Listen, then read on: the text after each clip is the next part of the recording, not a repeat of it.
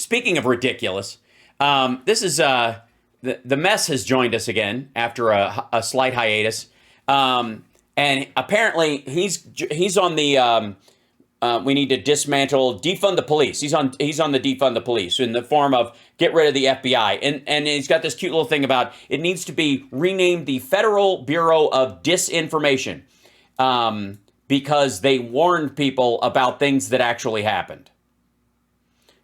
Here we go. I'm going to talk in a couple of segments today about the Federal Bureau of Investigation, the Yes. I'm sorry, Felon says what? FBI. Now, yes, I'm very serious. You can tell I'm wearing my cowboy hat, my cowboy shirt. it's become clear from the January 6th cases and also from other cases that the FBI functions kind of like a criminal gang. No. Not even close to true. What the fuck are you talking about? And by the way, you know what? I take that back. In some instances, FBI agents and police of all kinds, DEA officers, undercover, operate like a criminal gang. You could almost say that they go undercover and impersonate the characteristics of the people that they are among. So A, they can figure out what criminals are up to and stop them. And B, not get killed in the fucking process. It's more dangerous than a normal gang for the simple reason that these are. Yes, they all look like Clarice Starling. I'm terrified. Thugs with badges. These are thugs with badges. By the way, last two FBI agents that were killed in the line of duty were serving a warrant on a child pornographer. Dinesh doesn't give a fuck. They have the authority to get subpoenas. They can get warrants. They can kick down your door. Not until after they get the warrant and the subpoena, and I've somehow violated that subpoena or the warrant justifies the door being kicked down. By the way, none of the people he's bitching about, from Giuliani to fucking Roger Stone, had their doors kicked down. They were literally knocked on. They had their doors, the FBI knocked and said FBI and had them open the door. And it's legal. It's legal because they are the police agency of the government. Which, by the way, who runs the government? Oh, yes, we do, fuckhead. They also have the power of getting money from the government. The power of getting money from the government. You know who also did that? Donald Trump. As a matter of fact, it was the only time he got a salary in the last 8 years was when he was working for the federal government. Congressional appropriations. They've obviously got the DOJ and the Biden regime behind them. So this is... First of all, Biden administration, not regime. Fuck you. Secondly, that Biden didn't create the fucking FBI. All of a sudden, because they're not doing what you want or your criminals aren't getting away with it, that's what you're pissed about? Probably the most dangerous gang in the world. Excuse me, have you not seen what Donald Trump has said about MS-13? He's their biggest PR representative. But I want to talk about a second aspect of the FBI that often goes ignored. And that does it? Well, you're talking about it, so I'm sure it will reach front page. I'm already yawning inside. They have become the Federal Bureau of Disinformation. Fuck, man, you're boring the shit out of me. Get on with it. Now, when I was telling Debbie about this, she's like, great, a Debbie story. You mean misinformation? I said, no, I mean disinformation. Yes, get with the program, dummy. So what's the difference between misinformation and disinformation? Well, misinformation is when you get something wrong. You're misinformed. Disinformation is when you are a deliberate conduit of falsehood.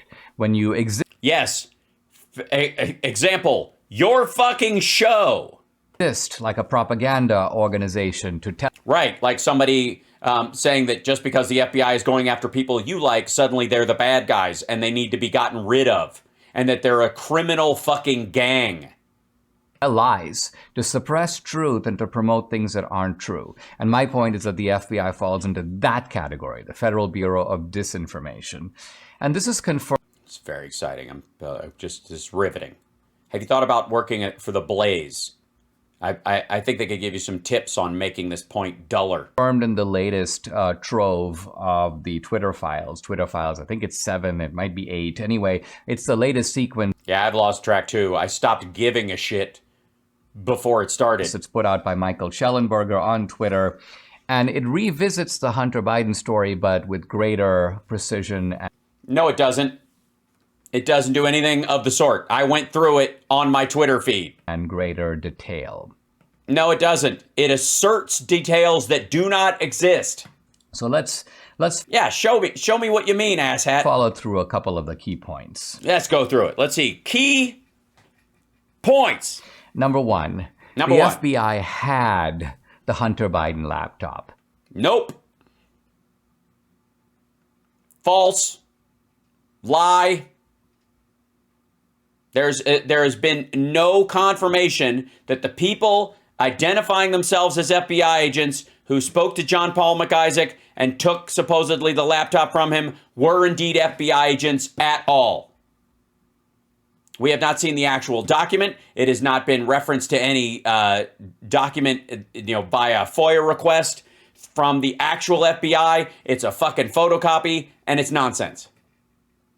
They had direct access to the inner workings of the Biden crime family, the way No, because there are none. in which this racketeering organization called the Bidens, by the way, Called the Bidens? By who? Oh, yes, the rest of their family members. so they probably built this on the model of the Clinton Foundation with some modifications. Biden kind of wanted to run his more like the Gambino family, kind of like a family racket, deploying the family members as bagmen, including, of course, Hunter Biden. Well, the FBI knew all this. No, they didn't. This is nonsense.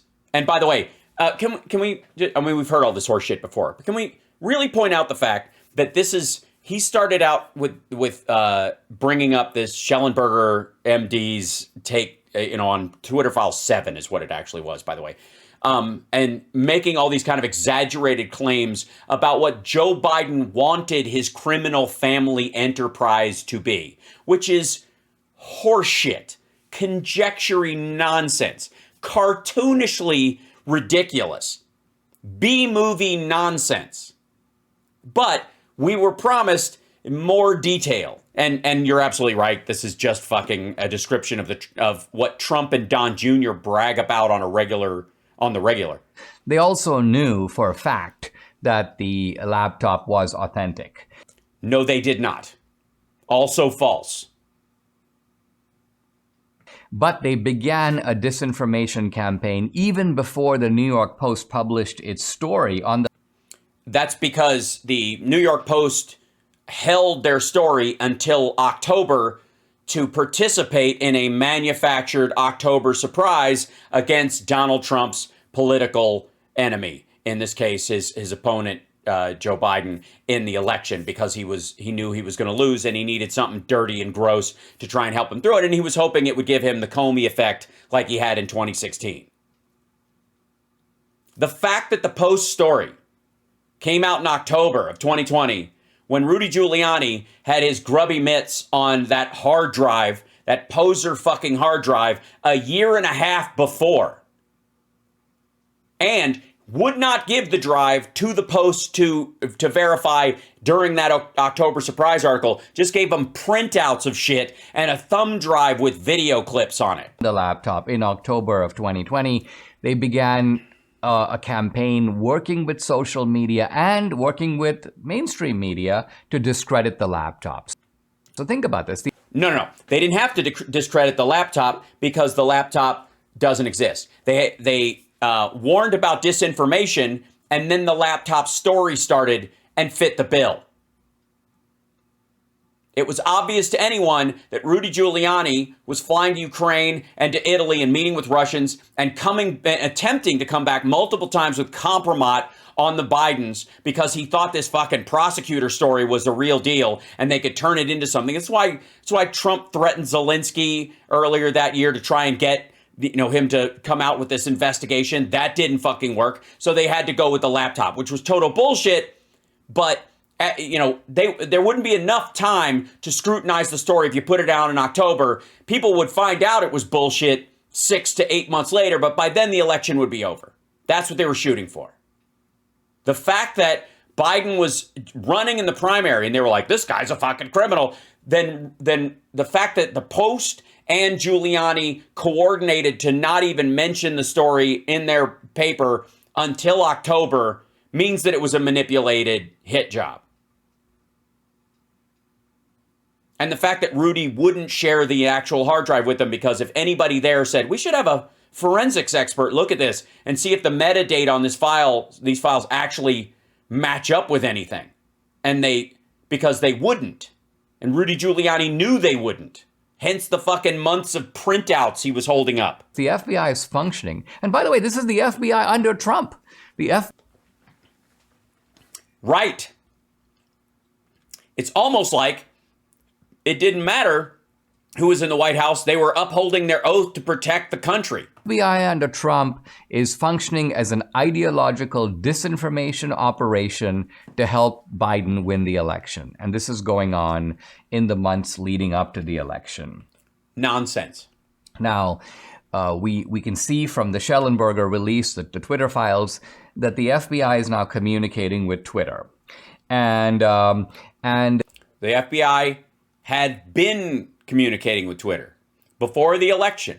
They do it regularly because of foreign influence campaigns, terrorists, both foreign and domestic. They're asked, is there any new intelligence that makes you believe that the Russians are trying to interfere with the 2020 election in the same way that the FBI had claimed that the Russians were trying to manipulate the 2016 election? By the way, what he's saying is it's a lie, but it's a specific misrepresentation of what was actually said, which is actual, the discrepancy in the Twitter files in 7 that Schellenberger tries to like crowbar into some bullshit is that the FBI is asking about state actors, specifically foreign influence campaigns from official channels. And there's a discrepancy between what the FBI recognizes as official channels, meaning these offshoots like RT and stuff from Russia, and just the Ministry of fucking Defense. There's and so in terms of Twitter, it seems to be under Yoel Roth and those guys that they made, they didn't put RT and Sputnik and these other, pro-Russian sites that are state-sponsored, paid for, and orchestrated under the same heading as, actual government accounts. Propagandizing. They made a distinction. The FBI was saying, we don't, and you shouldn't either.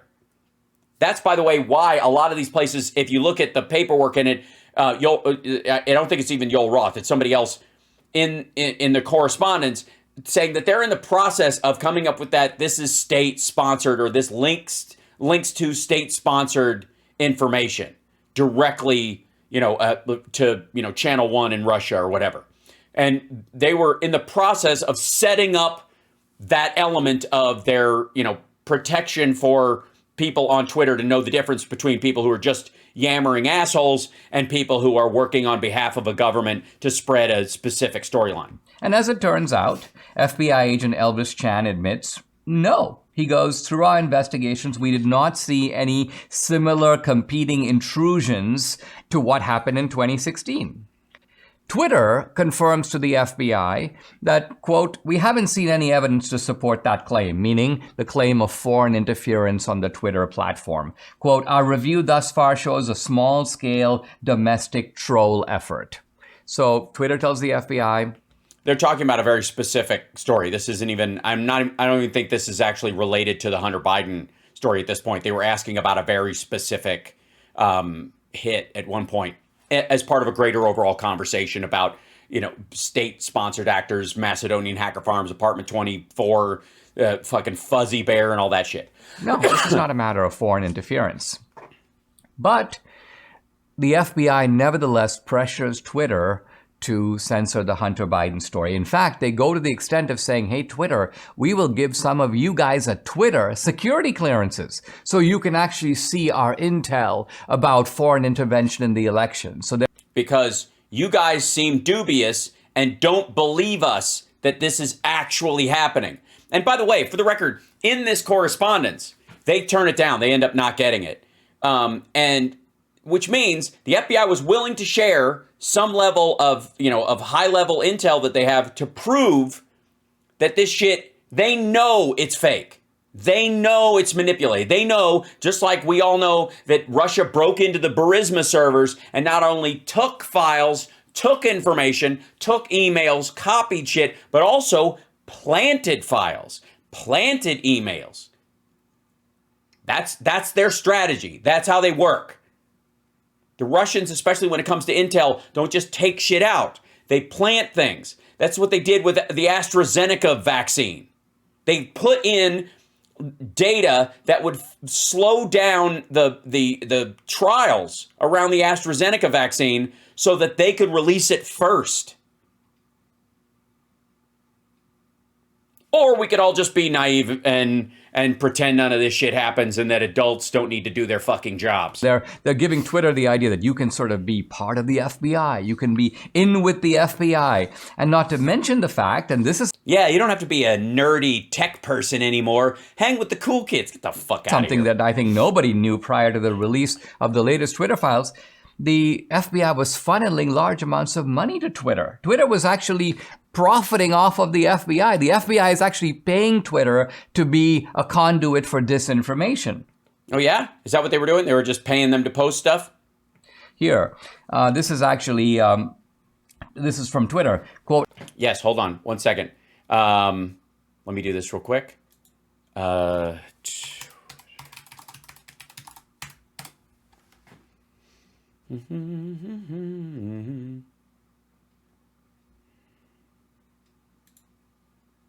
See if I can find which one he's talking. Okay, here we go. I am happy to report that we have collected $3,415,000, 323 since October 2019. This is James Baker. Now, what makes all this really interesting is James Baker is himself a former FBI guy. And this is the point. Twitter is full of these FBI guys and see. No, they aren't. There's like 5 people who used to work for the FBI there. And they deal with Twitter, like all these giant social media companies, operate constantly with like murders being posted on the platform. Child abductions. Like shooters posting their fucking manifestos before they go on a killing spree. Of course they hire former law enforcement. Motherfucker, everybody like in like Matt Schlapp's fucking security is former LE. Good Lord. Okay. CIA guys and deep state guys who have been hired after they left the government. So you have the deep state FBI working with the deep staters inside of Twitter. This is how this operation is actually executed. If you look at this Jim Baker guy. By the way, there is no, what was executed? What was executed? I'm trying to find the way, by the way, let's see. The FBI. Yeah, okay. This is my favorite part of the Twitter files, part 7. It's not the first time that Twitter's Roth has pushed back against the FBI. In January 2020, Roth resisted FBI efforts to get Twitter to share data outside the normal search warrant process. I thought they were hand in glove. I thought there were FBI guys all over this fucking place. I thought they had, they're puppeting them. They're using money to cajole and stuff. Well, then why the fuck is Yoel Roth, by the way, who's now all of a sudden a right-wing hero for pushing back against the FBI, who got chased out of his house because these motherfuckers think he's a pedophile? Hi. Oh, yes. Right here. I have an hour, so I want to charge it. Thank you. Love you. For the record, like the stuff around Yoel Roth that the right wing has been talking about, like painting him as a pedophile, like he's been driven out of his home. But in this situation, this is not like an addendum or some other person in the feed putting there. This is Schellenberger in the Twitter files number 7. Multiple times in this, Yoel Roth tells the FBI to go pound sand. So if he can do it once, he can do it all the fucking time. So there's no there. This is of the Twitter files, number 7, part 18 is where the whole thing shits the bed. It just all goes away right there. The minute you can say no, you can say no. There is no control. Then there's pressure had been growing. All right, so Tommy, evidence, let's see. FBI asked Twitter for evidence of foreign influence. The Twitter response, they aren't finding any worth reporting. Did they make it up? Request information. They constantly are checking. It sounds like they're just checking. The FBI's like, anything yet? Anything yet? You guys seeing anything yet?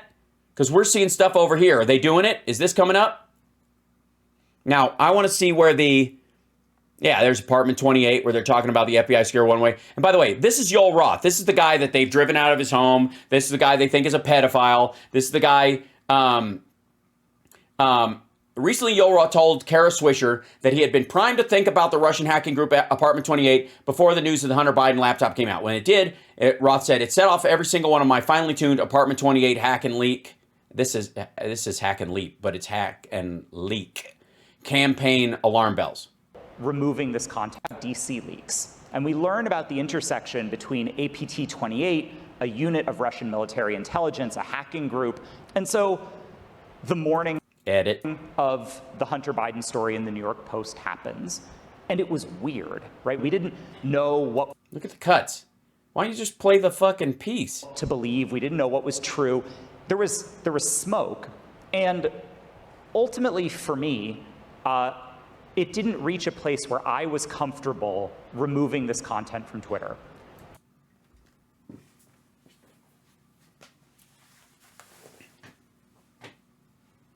Yoel Roth, the guy who told the FBI to fuck off, who the right-wingers say is a pedophile and is working hand in glove with LGBT agents of the Biden administration, says right there, I wasn't comfortable taking the Hunter Biden story, the laptop story down. God. All right.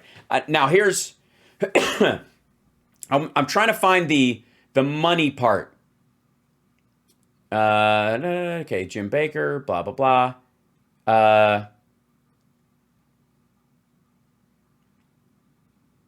this is their talk point. Efforts continue to influence Twitter's Yoel Roth. Yeah, they gamed it out. Who cares? Yeah, and then that's it. Hold on. Show more replies. He's got more in here. Oh, there's me. that was my response to it. That's funny. I must have been muted. It's weird that mine was hidden. Isn't that funny? Okay, maybe he cites which one it is. He's former general counsel to the FBI. He's moved in and out of government. He did a stint at CNN. He was at the Brookings Institution. This is how this stuff all Institute. It's not a hospital or a mental institution. Operates. And he wasn't, as I say, the only one.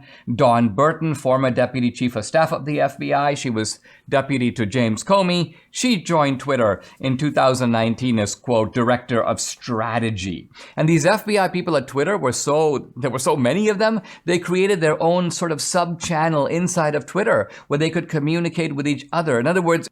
Oh, did they? Show that. It's mini FBI inside of Twitter. So this is how...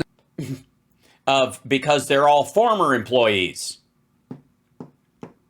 who now work for another employer, and if they don't do their job, will get fired. What? This works. This is what the left has done to corrupt the FBI, okay, and then use the corrupt FBI to corrupt Twitter.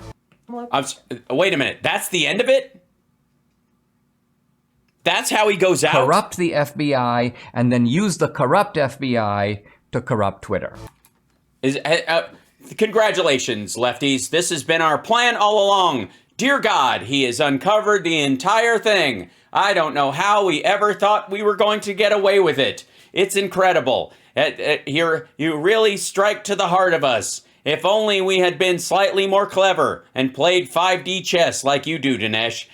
We would have hidden but if it wasn't for you and the meddling kids and that stupid dog, this is fucking stupid. So the left wants people who worked for James Comey, who handed the presidency to Donald Trump with his stupid, there might be something to this Hillary Clinton email thing at the last minute. The left went, we need to get somebody from his team to control social media. Maybe they hate Hillary Clinton more than they hate Trump at this point then, fucko. Which left are we talking about?